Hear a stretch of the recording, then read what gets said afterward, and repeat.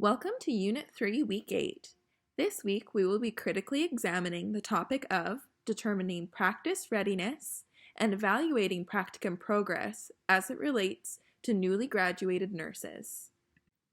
By the end of Week 8, we hope that learners will be able to outline which factors determine practice readiness, identify one method of evaluating practicum progress, identify challenges with determining practice readiness, and to discuss the relationship between practice readiness and evaluating practicum progress. There are various definitions and views on what practice readiness looks like. The move to baccalaureate education as an entry-level requirement for practice, coupled with a nursing shortage, and the divide between educators and practitioners regarding what practice readiness looks like, necessitates the need for new graduates to hit the ground running. The literature explores various definitions and views for what practice readiness is and what it looks like. Despite the various definitions of practice readiness, an individual's perceived readiness is also important to consider.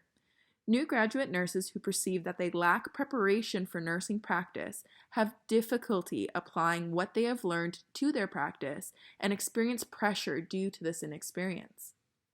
These difficulties lead to transition shocks that in turn lead to anxiety and fear of interpersonal relationships, fatigue, and job turnover. If new nurses are not prepared for practice, it can lead to negative consequences for patient safety, such as increased incidence of nursing error and delayed recovery for patients. Given the significance of determining practice readiness, there are various scales that exist for measuring nursing practice readiness, including the Work Readiness Scale, the Work Readiness Scale for Graduate Nurse, and the Casey-Fink Readiness for Practice Survey. There are multiple ways in which progress in practicum can be evaluated by instructors. To determine level of competence, the competencies need to be identified. The competencies need to be determined in standards that are effective and appropriate for both instructors and learners, while also able to support all learning at a global level. The competency levels must also be determined for safe care to support overall learning. Having an understanding that the competencies must be determined to support a global level while also providing safe care can support how to properly assess if competencies are being met through practicum experience. There are many ways to determine and evaluate practicum progress of a learner. The Benner's Novice to Expert framework can be used as a measurement tool to determine practicum progress. In the Benner's Novice to Expert framework, there are 5 stages of skill development and grading. They include novice, advanced beginner, competent, proficient, and expert.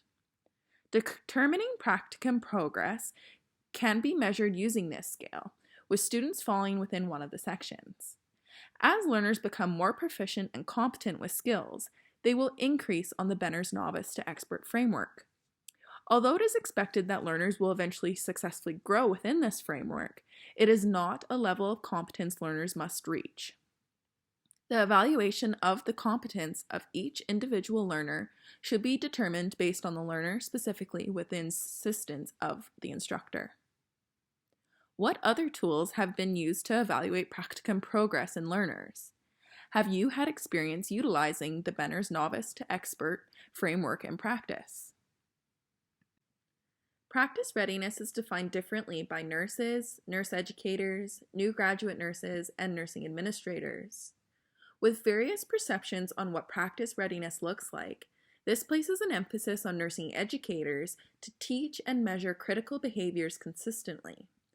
However, a challenge with this is that there is no universally established set of expectations that define new graduate readiness to practice. What is more, the COVID-19 pandemic significantly impacted the access to clinical learning opportunities, which has been shown to negatively impact practice readiness scores amongst new graduate nurses. Learning Objective 4 is to discuss the relationship between practice readiness and evaluating practicum progress. We ask you to take 2 minutes to watch this video from the ANCC. This video highlights the significance between practice readiness and evaluating practicum progress as new graduates enter the nursing profession. We will have these resources also posted within our discussion forum. Please take the time to review the required readings and the video in order to participate in the learning activities for this week. Upon completing the required readings, we ask you to look at the learning activities for this week. Each of these questions will be posted in individual forums within week 8 for you to discuss with your peers. Please feel free to share personal experiences with practice readiness and evaluating practicum progress. Thank you for taking the time to review our PowerPoint presentation. We look forward to discussing this important issue with all of you. Please feel free to take a moment to look at the final slide, which includes all the references used for this PowerPoint presentation.